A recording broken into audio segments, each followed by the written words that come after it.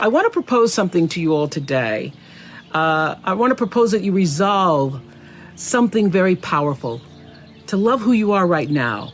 And of course, I think that wanting to be your best self and setting goals and intentions is really major. Take a moment to look at what is really running through your mind about yourself that may be holding you back. The energy of the universe responds to positivity. And so if you're telling yourself you're not slim enough, you're not good enough, when that negative chatter starts in your head, stops, lean away from it. When you let those thoughts of not being enough seep in, you can't really act out the best of yourself.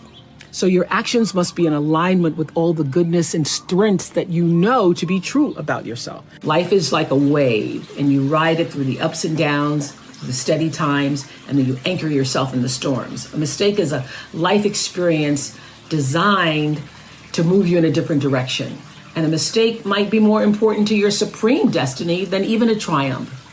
Know that your life is way bigger than any one experience. So when those mistakes happen, you use them to guide you to the next right move. What mistake or mistakes have you made in your life that you need to, number one, forgive yourself for? And what mistakes turned out to be blessings in disguise? It's all about progress, not about perfection, because nobody's perfect. It's about progress. I believe that when you're fully present, that's when you're actually fully alive. You're clearer, you're more calm, you're not distracted and able to experience all the nuance and wonder of a life more awakened. So when we can just tune into what's just in front of us, life becomes simpler and less crowded with the to-dos, the what-ifs and the why-nots. And when you need to focus on what to do or what to do next, the focus is just that. So deeper human connection comes from that way of operating in the world. And the now becomes your everything. Now, this is what I know, that it's one of the most impactful spiritual practices, knowing the power of now. Because the only moment we all have, you have, I have, is now. Past, already gone. The future, not even your next breath, guaranteed. Letting go of energy that's clouding your vision and holding you back. It's a life practice that I learned long ago that has freed me, so many ways. It's a fact that holding grudges against somebody who's done you wrong, or revisiting hurtful situations in your head over and over, only weighs you down and prevents you from being who you're meant to be right now, because you're still energetically holding on to the past. The energy that you put into constantly rewinding to the resentment. Why did they do that? Why did they say that to me? I didn't deserve to be treated that way. All of that only keeps you stuck.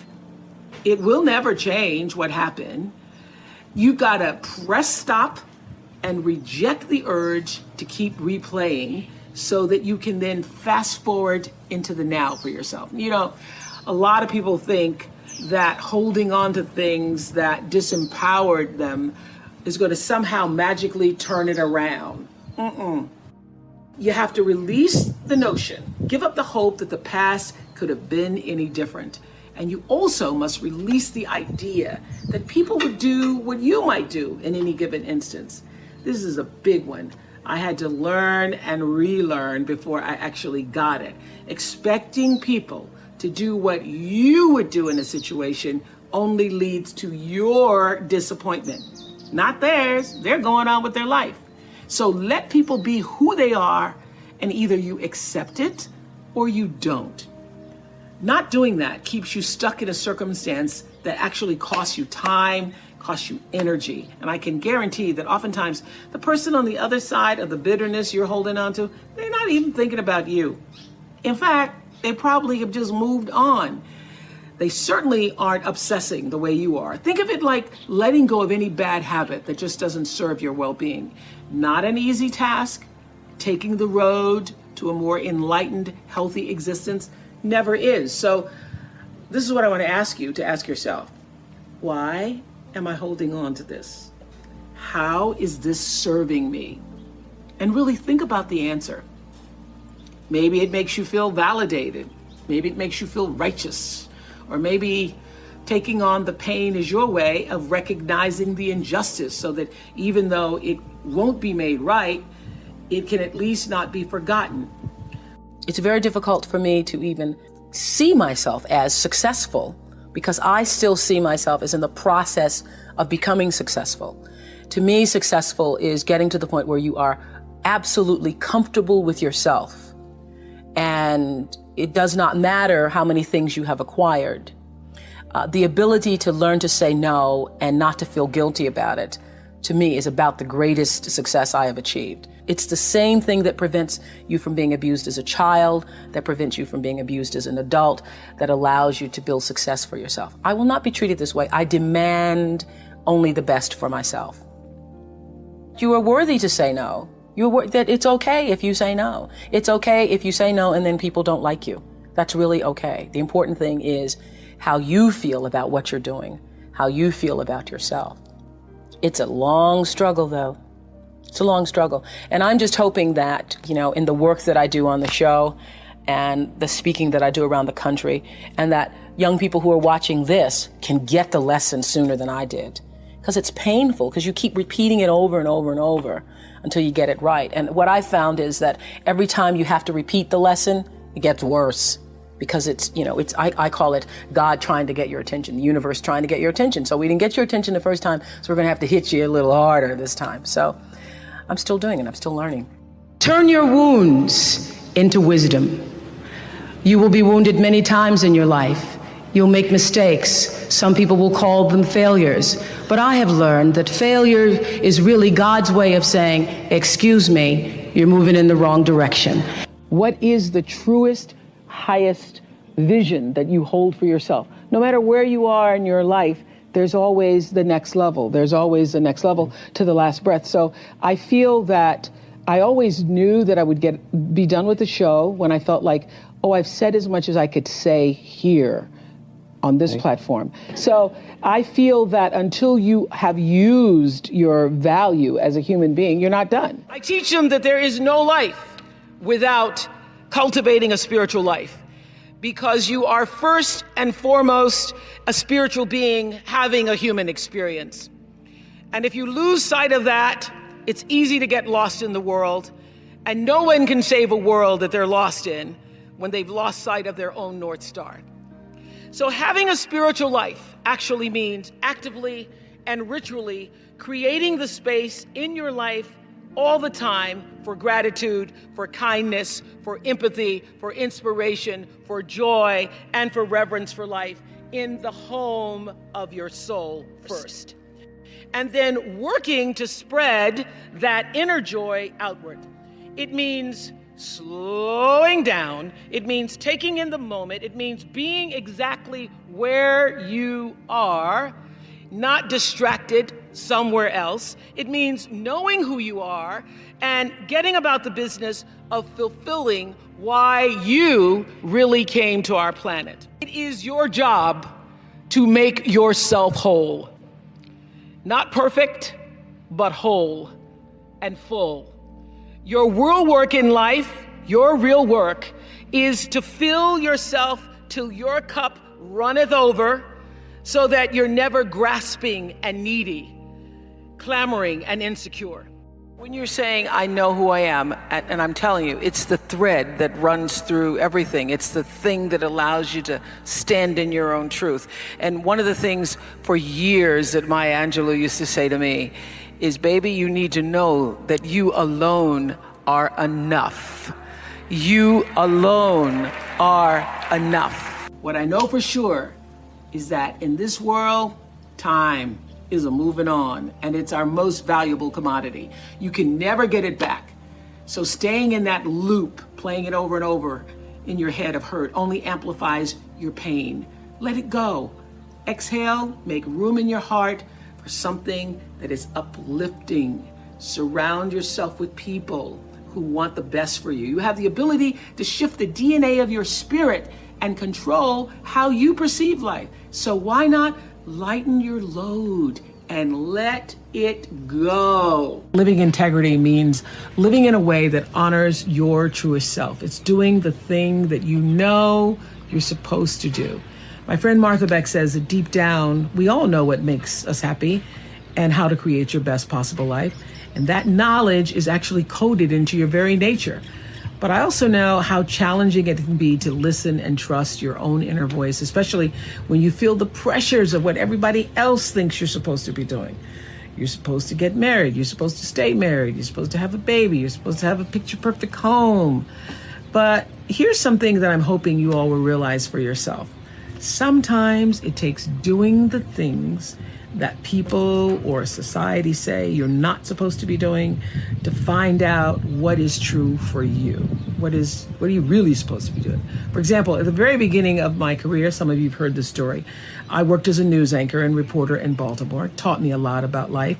And during that time, I knew I wasn't being my authentic self. I didn't like doing the news. I just didn't like it. But the voice of my father, who thought he knew what I was supposed to do, and even my own voice saying, wow, this is an important job. My father was saying, don't you give up that job, girl. You're making $25,000. You're never going to make that in 1 year. So eventually, my bosses let their feelings be known. They took me off the news and put me on this local talk show called People Are Talking. And when that decision was made at first, I thought it was a demotion. But after one day on that talk show, I felt so energized and so fueled. I knew that I had come home to myself. And that's what living integrity, even in your work, feels like. So trust me when I say that only you know what that feels like for you. And with that in mind, I want us to be more in alignment with the truth for ourselves this week. Who you're meant to be, who you are right now. What have you been waiting and wanting to do? All those insights should fuel your decisions about how you move through the world right now. Pay attention to what makes you feel lit up from the inside. Examine any moments when your head saying one thing and your spirit is saying another. And everybody has a different talent. And the reason we're all so messed up is because you're looking at everybody else's talent and wishing you had some of their talent. All the energy that you spend thinking about, wishing about, being jealous of, envious of anybody else is energy that you're not only putting out is going to come back to you negatively, but you're taking that away from you. All your energy should be forced on what do I have to offer? What do I have to give? How can I be used in service? Because Dr. King's message of not everybody can be famous, but everybody can be great because greatness is determined by service. And there is not a job in here that you can do that you don't switch the paradigm to service and not make that job more fulfilling. I don't care what the job is. If you say, if I look at this from how do I use this in service to something bigger than myself? It no longer becomes a job. It becomes an offering to the world. There is not one thing that has ever happened to you. Not one experience, not one encounter, not one crisis, not one joyful thing that hasn't happened just to make you better and help you rise.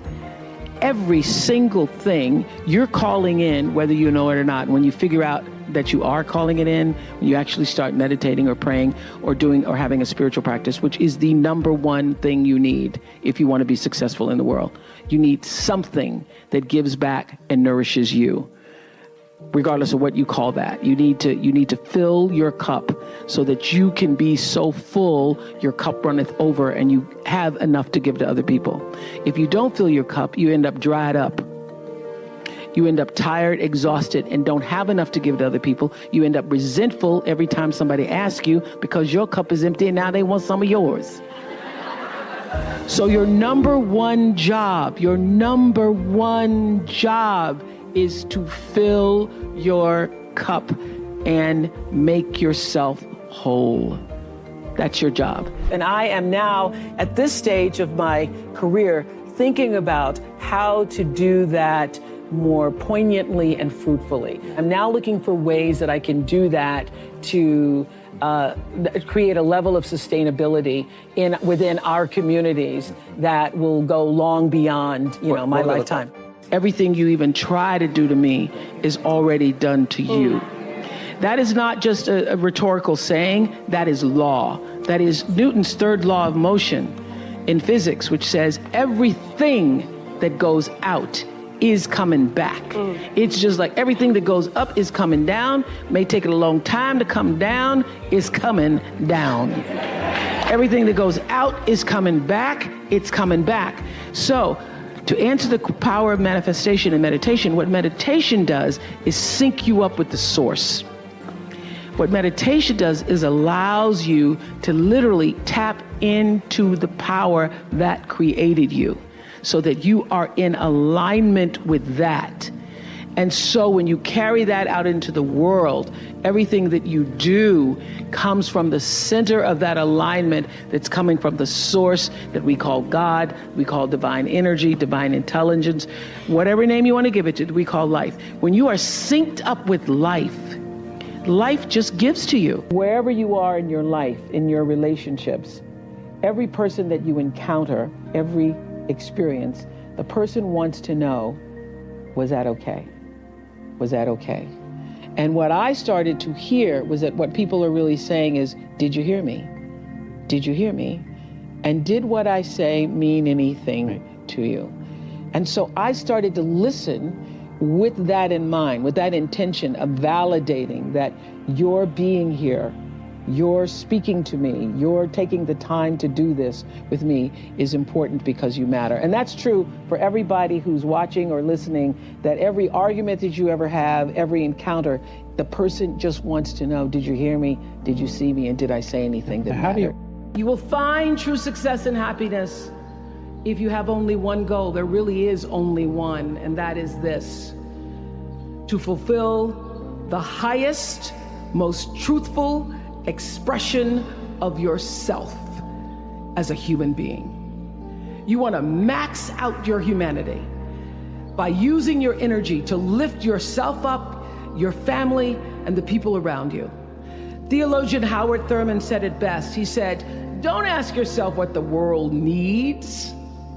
Ask yourself what makes you come alive, and then go do that. Because what the world needs is people who have come alive. Do you believe that you are worthy of happiness? Do you believe that happiness, success, abundance, comfort, fulfillment, peace, joy, love is a part of your birthright? Is that what you believe? Or do you believe something else? Because you will manifest the life that you believe. I've always known that no matter what my belief is, I'm going to be all right. Empowerment is authority. It is a signed permission slip to actually seize the day. It's the process of getting stronger and more confident and more engaged. And to be empowered is to move through the world without any kind of fear or any kind of apology. And with these gifts comes an even deeper privilege, I believe, and that is the ability to take charge of your own life, to own yourself, and claim your rights. And here's what I know for sure, that to whom much is given, much is expected. And I have been given so much. I've earned it, I've been blessed with it, but I've been given a lot. And that's why I've chosen to use my life to lift other people up. Nobody's journey is seamless or smooth. We all stumble, we all have setbacks. If things go wrong, you hit a dead end, as you will.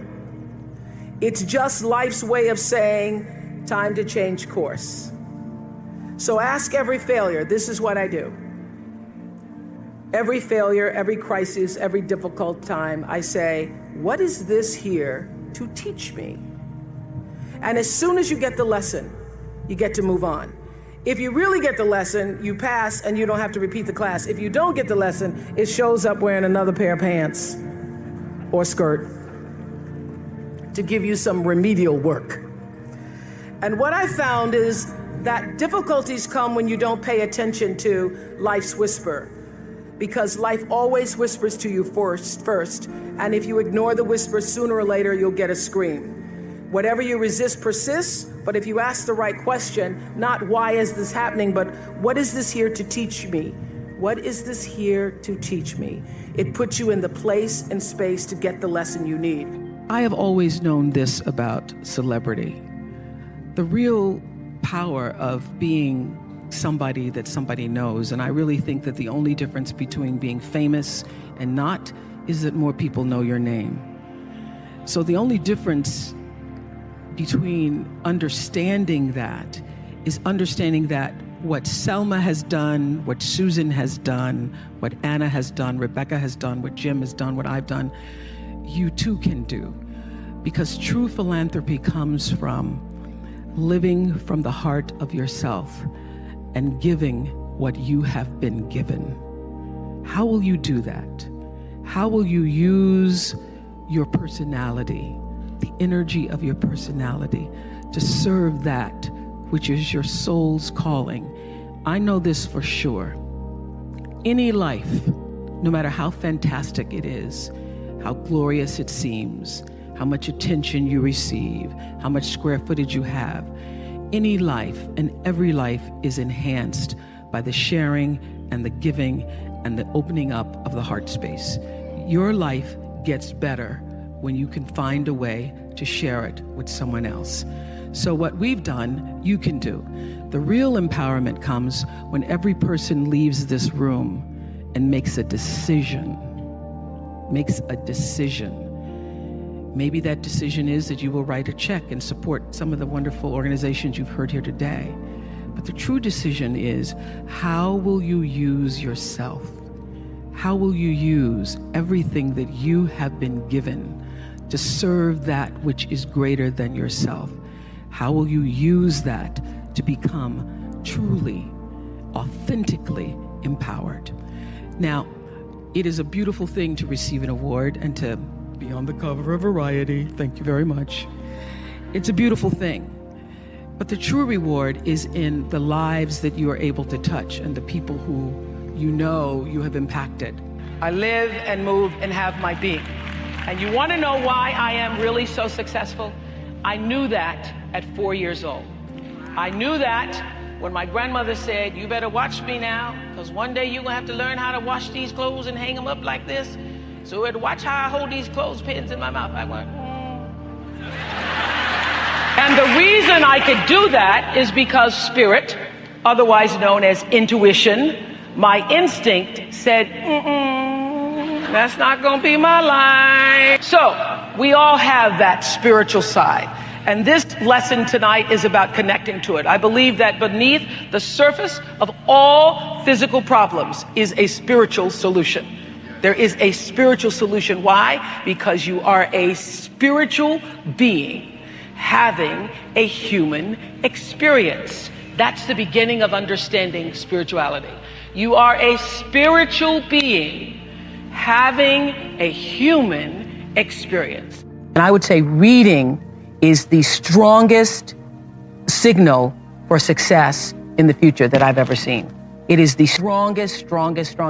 I got my first job in radio when I was 16 years old, because I've been broadcasting since I was 16 years old. But my first job I got because I was a great reader. When you are a great reader, you can articulate and speak and command the English language in ways that other people cannot. And people think you're a lot smarter than you are, lots of times, because you're a great reader. If somebody ever says to you, if you're ever rejected in that way, you never, ever forget it. I said, but it's okay. I did okay, you did okay. It's all right. It's all right. But the answer to your question is, if you can find what is your passion, if you find what you love, you never get tired. Or if you do get tired, you're fueled by the energy of your work. So I believe that that what has happened to me is really the beginning of the greater passion to come. But if you find out what you're supposed to do, and you know what you're supposed to do by how it feels. You know, people wait on the voice of God to be the Moses in the burning bush. I think that was only Bible talk, you know, because he doesn't come to burning bushes for people. He comes through your heart. He speaks through your heart, through your feelings. And so you know if you're doing the right thing, if it feels like it's right to you. And when you hit the thing that feels right, when you know it's the right thing. You know it's right because it gives you your juice, and you know it's right because you would do it for nothing. You would do it for nothing and find a way to be able just to do it in order to be able to continue. That's how you know you're doing what you're supposed to be doing. From time to time, you may stumble, fall. You will for sure count on this. No doubt. You will have questions and you will have doubts about your path.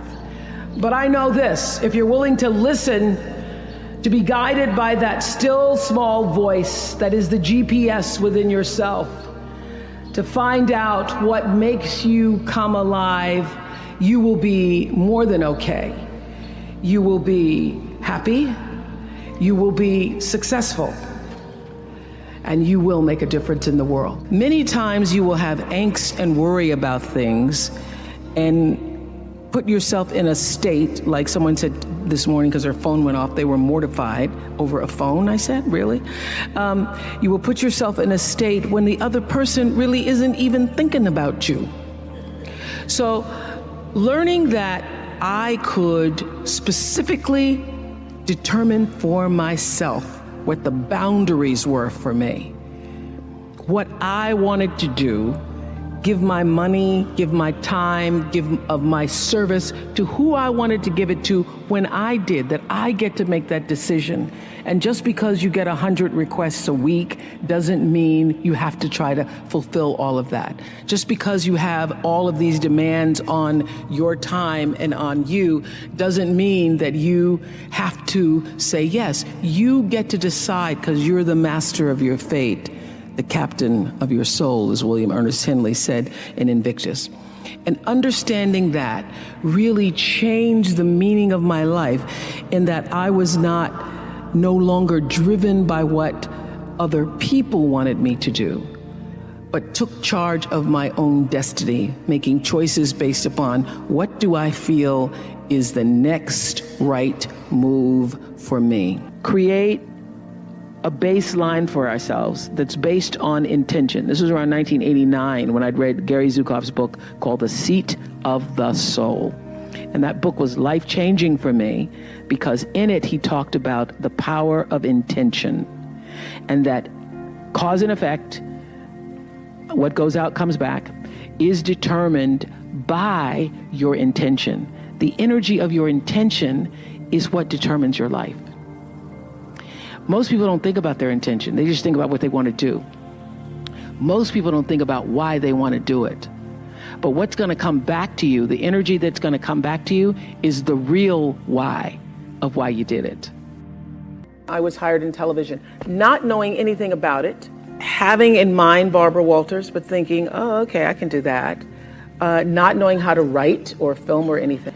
And I think it was because it was the times, and I literally had somebody who was willing to work with me that I managed to find my way. But I had to find my way because the reporting never really fit me. And what did work for me, I'm this old. I'm so old that when I started that, it was a year of live action cam. And so it was like video cameras live. And so the news stations would do a live shot. They would throw to somebody live, even if nothing was going on. And what I found is I wasn't so good at the writing part, but if I was just standing up and talking about what had just happened, it was really good. And then I started to feel, so I started in 19, working in television, became an anchor immediately afterwards. I could feel inside myself that reporting was not the right thing for me, even though I was happy to have the job. I got an offer to go to Atlanta. I was making $10,000 a year in 1971, but still in college, so I was thinking I was doing pretty good. I got an offer to go to Atlanta for $40,000, which I thought, it's over. I'm gonna make $40,000. And my boss at the time said to me, you do not know what you don't know. And you need to stay here until you can learn to write better, until you can perfect your craft as a journalist. And so he said, and we can't give you 40, but we can give you 12. So to make a long story short, because I'd be here all day just talking about how it all came about, I started listening to what felt like the truth for me. I started to feel that reporting wasn't for me. But I had my father, I had my friends, everybody was saying, oh my God, you're an anchor woman, you're on TV.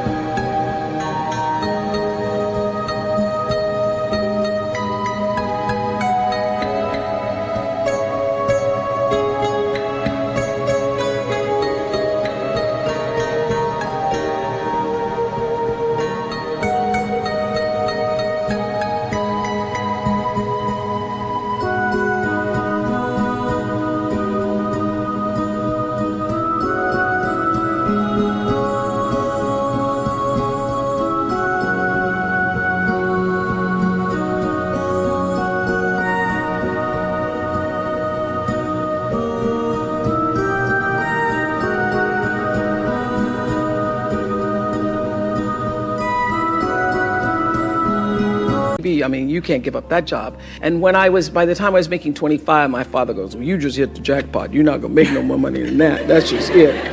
So I was torn between what the world was saying to me and what I felt to be the truth for myself. It felt like an unnatural act for me reporting, although I knew that to a lot of people it was glamorous. And I started to just inside myself think, what do I really want to do? What I really want to do. And I will say this, knowing what you don't want to do is the best possible place to be if you don't know what to do. Because knowing what you don't want to do leads you to figure out what is it you really do want to do. When I was a news reporter, it was so unnatural for me, to cover somebody's tragedies and difficulties and then to not to feel anything for it. If I were to put it in business terms, or to leave you with the message, that the truth is I have from the very beginning listened to my instinct. All of my best decisions in life have come because I was attuned to what really felt like the next right move for me. So when I got the call to come to Chicago, after starting with a co-anchor and working in talk for several years, I knew that it was the right thing to do. Every single person, except my best friend Gail, said you're gonna fail. Every single person when I left, my bosses by this time thought I was terrific and said, you're walking into a landmine, you're gonna fail, Chicago's a racist city, you're black, you're not gonna make it. Everything to keep me staying. They then offered me a car and an apartment and all this stuff.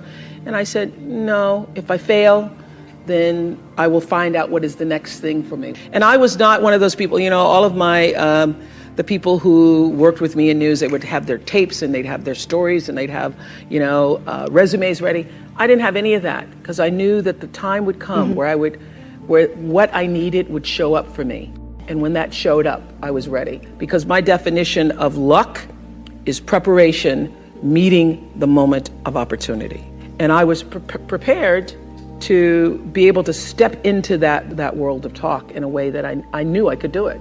I changed how I viewed power about 1989. There was a book I read by a man named Gary Zukov called Seat of the Soul. And in Seat of the Soul, he defined what is true power, what is authentic power. And his definition of authentic power, meaning the kind of power that can never be taken from you.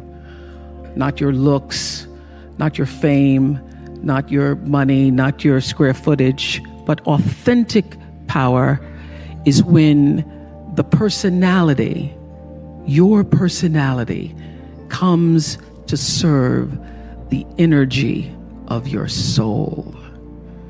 When you are able to align who you are, who you've become in the world, with really what you've come to do in the world, when your personality serves the soul. So I thought a lot about that. That book was actually life-changing for me.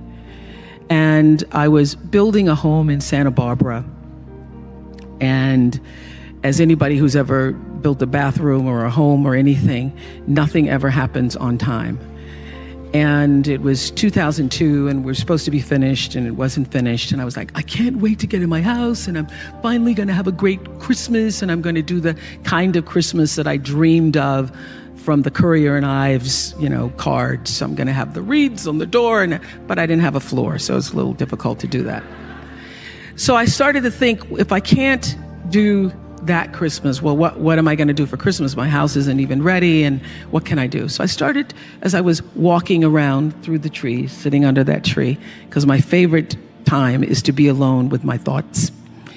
And as I was alone with my thoughts, I was thinking, what would be the next best possible Christmas for myself? And I thought of the best Christmas I ever had. The best Christmas I ever had was when I was 12 years old. My mother was on welfare. I was living with my mother and a half brother and sister in Milwaukee. And my mother called me, the oldest, into a room to say, we won't be having Christmas this year. I said, we won't be having Christmas. What about Santa Claus? There is no Santa Claus. I had already figured that out, but okay. I was embarrassed and I was ashamed because for the first time, I had to face the reality that, what I've been suspecting, that we're not like the other kids, that we really are poor, is true. So we're not going to have Christmas, and there is no Santa Claus. My first thought, after being embarrassed and ashamed, was, what will my story be? What am I going to tell everybody when we go back to school and they're showing their toys and I don't have anything to talk about? What am I going to do? I'm not going to go outside tomorrow when everybody's out in their yards showing the toys they got for Christmas. I'm going to stay inside. Am I going to pretend I'm sick? What is my story going to be? Well, late that night, some nuns showed up at our house, and they brought a basket of food, and they brought toys for my brother and my sister. And I was overwhelmed with joy that those nuns showed up. Not because they brought me a Tammy doll when I really wanted a Barbie doll. I was overwhelmed because somebody remembered that we existed, and somebody cared enough in the middle of the night to come to our house with food and toys. And also, I would now have a story. So as I was contemplating, that was the best Christmas I ever had, I thought, how could I make that possible for somebody else? What could I do to create the same kind of experience for other children? So I took 50 members of my team at Harpo and hired another 50 people in South Africa. And we went to South Africa with the idea of creating something that we ended up doing a documentary about called Christmas Kindness. Christmas Kindness, using my personality to serve the energy of my soul. So we went from village to village, offering toys and clothes, food, soccer balls to children who'd never experienced Christmas before. And early in the morning, you could see them lining up by the thousands to come. And we actually went to 10 or 12 villages to do this. And people said to me at the time, oh, that's so frivolous, and the kids won't remember it, and why don't you use your money to do something else more substantial, Oprah? And I said, they may not remember the toy. They may not remember the clothes, although they were most excited, the children, to open boxes containing clothes because, as their caretaker said to us, having new clothes made them not feel poor. And for so many of these kids, it was the first time they'd ever experienced having something that was new for them. They may not remember what they got in the box, but they will remember that somebody remembered them. They will remember the experience. I know you all have heard the phrase, everybody makes mistakes, countless times in your life, and maybe even said it to console someone and encourage them to not dwell on a misstep. So I'm asking today, why do we let our mistakes overshadow our good decisions and accomplishments? What I know for sure is that mistakes are here to help define us. And when I started the Oprah Winfrey Network, I definitely made some mistakes, some missteps. We launched before we were ready.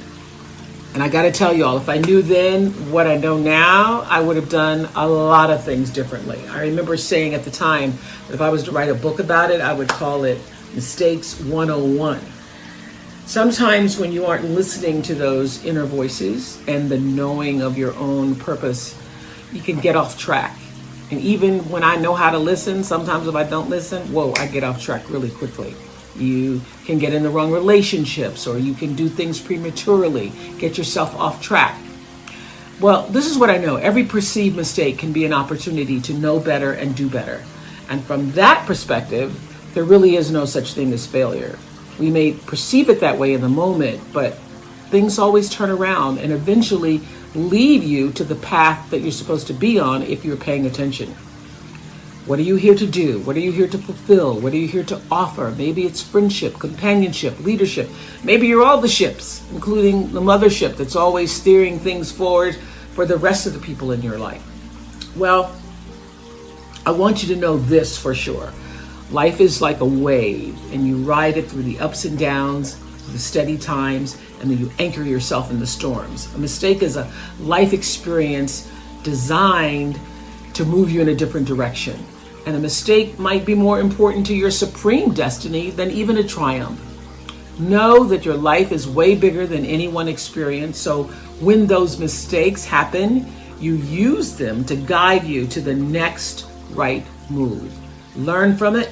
Ask, what is this here to teach me?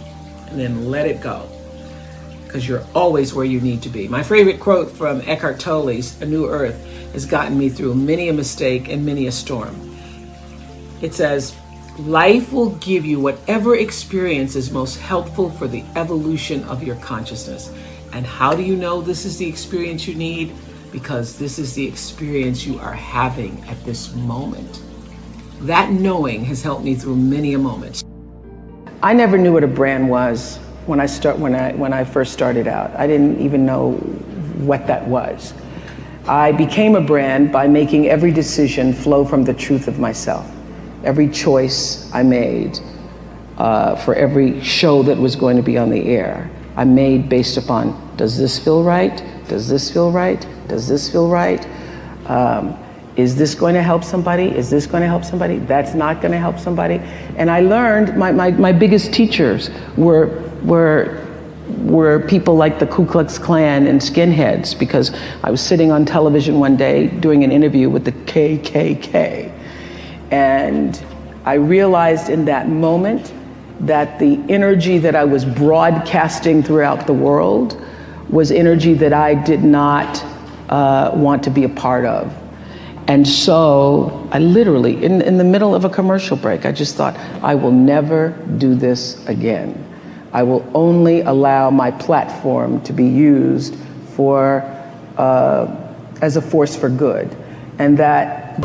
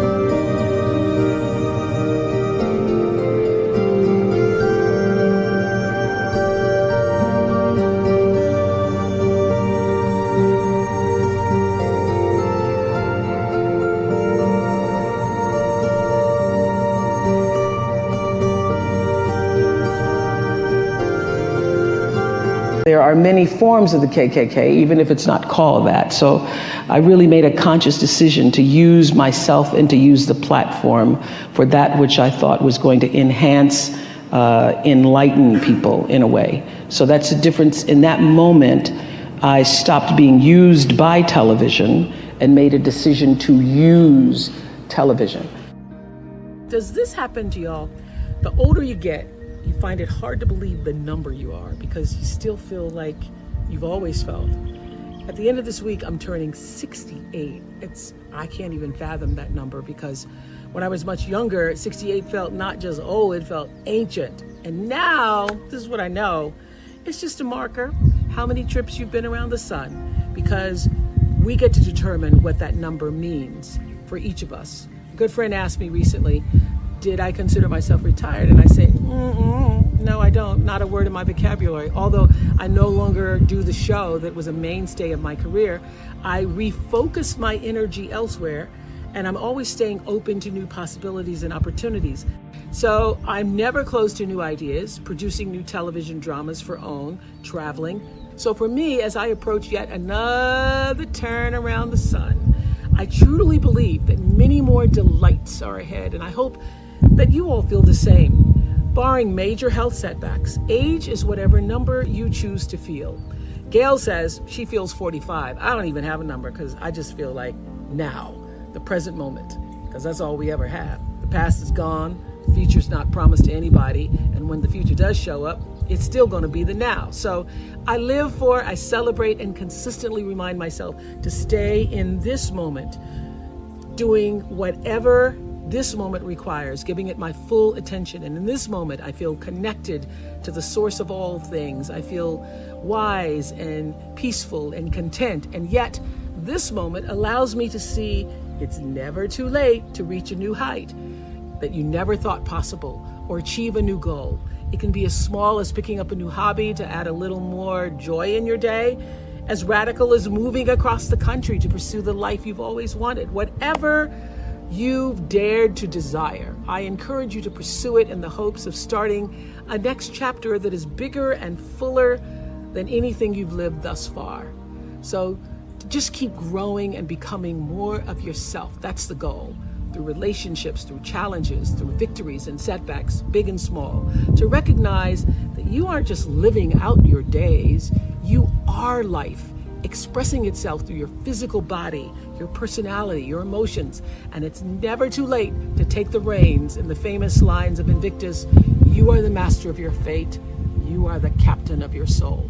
You know, Maya Angelou said to me years ago when I'd come back from doing my school in South Africa, the opening of the school, and she wasn't able to attend, so I came directly from South Africa to Maya's house, Jay, and I was sitting at the kitchen table and she was teaching me how to make biscuits, and I said, oh, Maya, that school's going to be my legacy. It's going to be incredible. And she said, you have no idea what your legacy is going to be, because your legacy is every life you touch. Your legacy isn't one thing. Your legacy is everybody who was moved to, who watched your show, who went back to school, who got out of a domestic violent relationship, who changed the way they saw things. What I realize is that if you come into success and fame, and particularly fame, because fame is its own world in definition, because it really is based upon what other people think of you. So, because fame isn't what you think of yourself, it's what other people think of you. If you come into that and you don't have a grounded, centered self, you will be controlled by the outside instead of the inside. And if you come into that not in the fullness of knowing who you are and what you're supposed to do with that fame, whenever somebody likes you or doesn't like you, that determines whether or not you're having a good day or a bad day. And you have lost control of your own life. So I think what fame teaches you quickly is to grow the wholeness within yourself so that you're not controlled by others' outside opinions of you. Each of us comes into the world with our own worldview. And that worldview is actually shaped from the crib. And you get from the world what you project into the world, and you project into the world what you were raised with and what you were raised around. So that's why what happened to you is the essential question. I want people to understand, most importantly, that when you are arguing with a friend and they act like they can't hear you because they're arguing so strongly back at you, they really can't because of the way the brain is structured. So when you're in fear mode, anxiety mode, when you're really amped up, you just need to, both of you need to calm down, take a walk, take a break, and come back. Well, you start with understanding that your cup being full is how you allow yourself to give to other people. You can't give what you don't have. You can't love if you haven't been loved. You don't even know how to begin to do that. So I think it begins with fundamentally understanding that you are worthy enough, you are valuable enough, you matter enough to give yourself the love that you deserve. And that starts by taking out time for yourself. So I have my own rhythm and pattern. I know that if I go 6 days and then on the 7th, by the 7th or 8th, don't give myself a break, that lots of other things give, that I'm not as alert, I'm not as attuned, I'm not as centered, I'm not as focused. So I know that is my limit. I cannot go beyond a certain amount of days. And for me, walking in nature is my solace. It is where I feel that I am one with all, and all being, all creation and, connected. For other people, it may be dancing, it may be music, it may be knitting, it may be whatever it is that brings some kind of rhythmic pattern into your life. Actually, it was Bruce and I were walking on my campus in South Africa, and there were a group of girls dancing, literally on the lawn, because Lord knows they love to dance. And Bruce says, oh, that's not just, I said, oh, they're just having fun. And Bruce said, oh, they're not just having fun, they actually are healing themselves.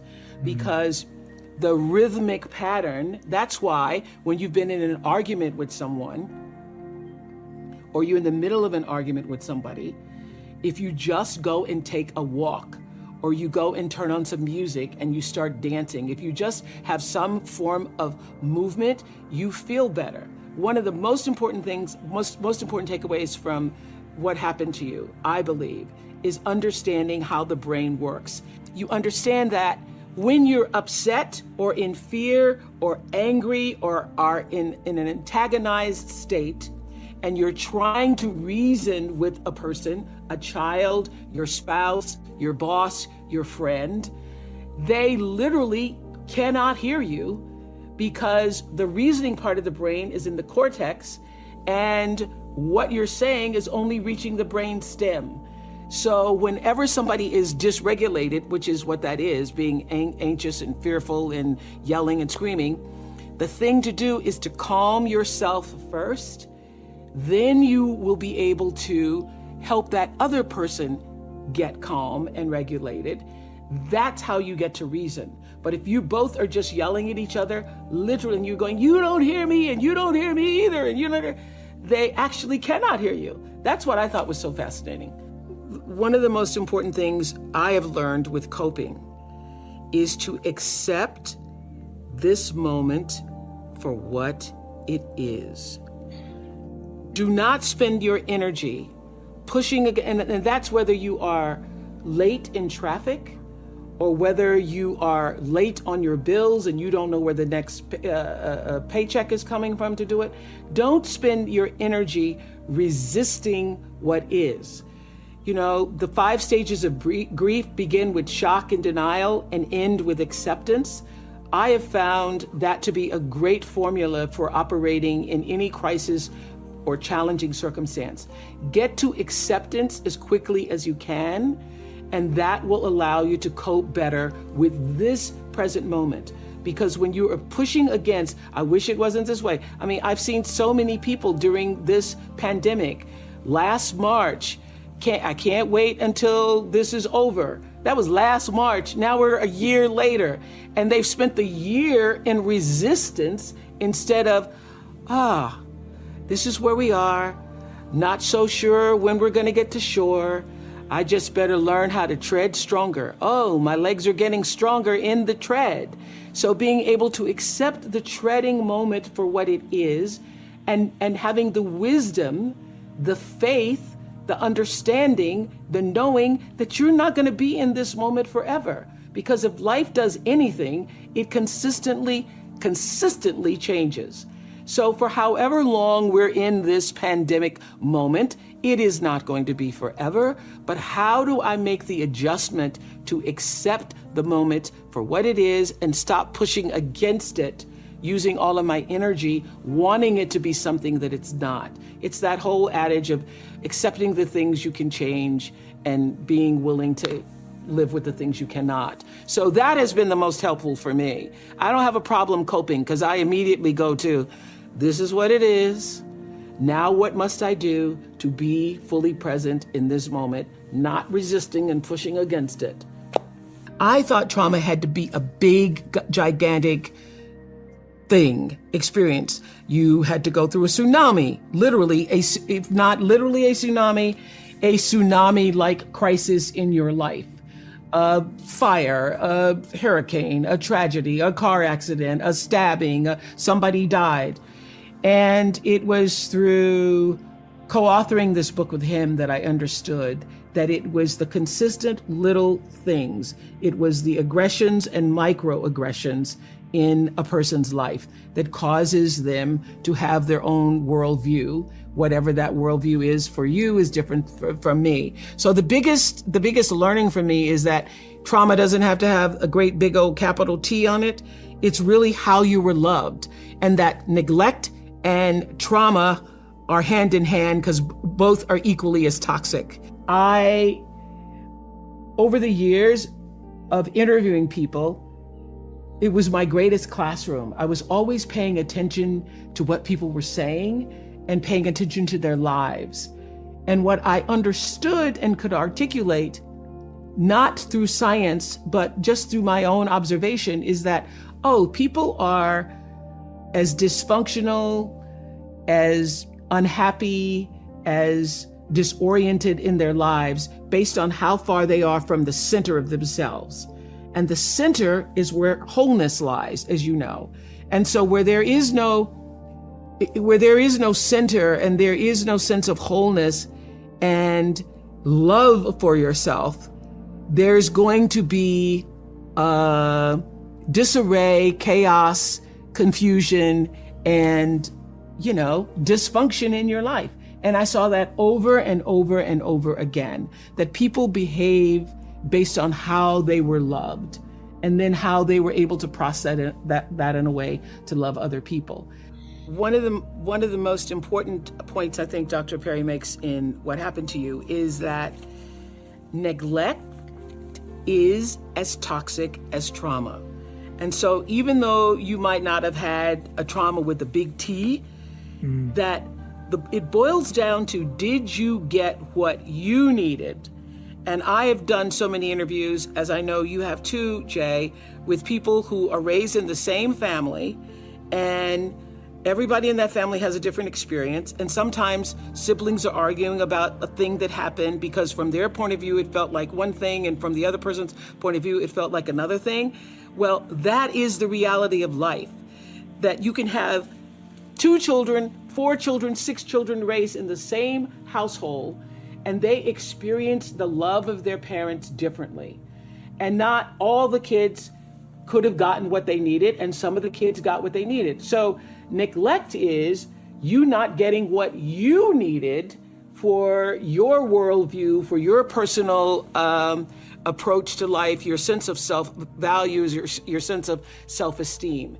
And so I have seen in the thousands of interviews that I've done over the years that the level of dysfunction in a person's life is almost directly proportional to how they were loved, what happened to them, and how they were able to receive or not receive that love. So the what happened to you isn't, just for people who had the big T traumas, but it literally is what happened to you. Were you loved? Were you not? How were you loved? How was that love applied in your life? And were you able then to apply it in the rest of the world? You know, one of my relatives say, I'm whipping you because I love you. Well, it certainly didn't feel like love. Didn't feel like love. But I know that for that generation, the idea of I'm going to keep you in line and I'm going to make sure you're disciplined and that you're going to obey and do the right thing, in their minds might have felt like love, but certainly did not feel like or was interpreted by me to mean love. I mean, I think now, and I know if you are culturally raised the way I was, you have a lot of pain behind those whippings. And I remember doing a show on the Oprah show years later talking about should children be spanked, and a black woman stood up and said, well, I got beat every day, and I was in the choir and my father beat me in front of the whole congregation in church, and I turned out okay.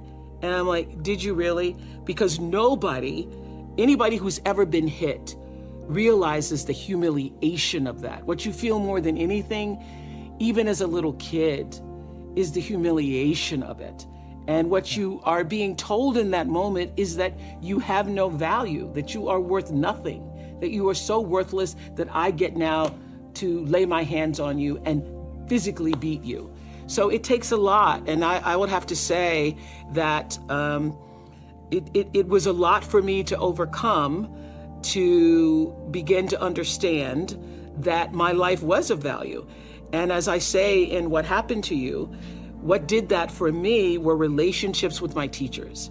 I could cry right now thinking about the teachers who stood in the gap for me and made me feel valued, made me feel important. So it was only at school or speaking in church that I felt a sense of I mattered, that there was some meaning and purpose for me in life. I, grew up in these circumstances where I should have no self-values, no self-worth. But Bruce, as he explains in What Happened to You, you don't have to have it come from your family. Other relationships with people who are nurturing, supporting, caring, and actually just see you. So the reason why I loved school so much is because that's the place that I felt seen.